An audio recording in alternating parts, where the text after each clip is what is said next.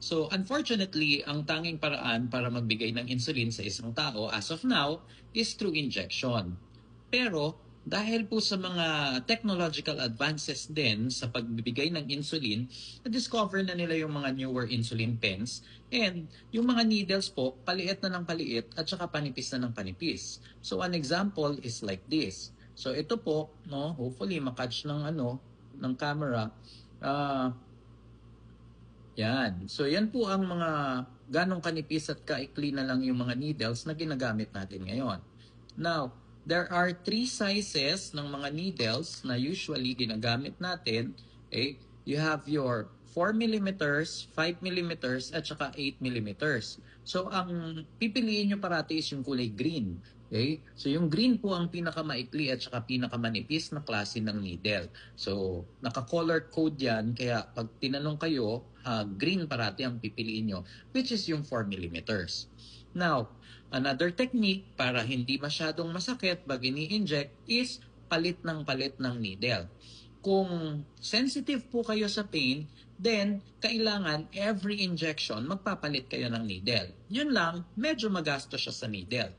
Kung kayo lang naman yung gagamit po and medyo okay naman ang tolerance nyo sa pain, pwede nyong ulitin muna yung mga needles as long as kailangan mag-alcohol kayo dun sa area kung saan mag-i-inject para malinis po at sterile yung area na i-injectan nyo.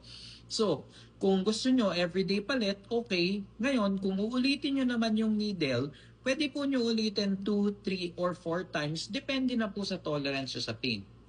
Ang ina-advise ko sa patient parati is kung pag tinurok nyo yung insulin tapos mahapdi na, ibig sabihin mapurol na yung karayom and you have to replace it. Now, yung pag-replace po ng karayom, diroscas lang siya. Oh.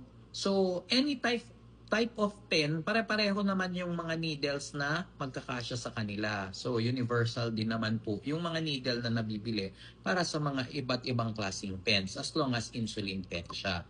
Okay? Now, another way is, di ba, ang insulin tinatago po sa refrigerator. So, paglabas niya, malamig siya, before nyo po i-inject, hawakan nyo muna.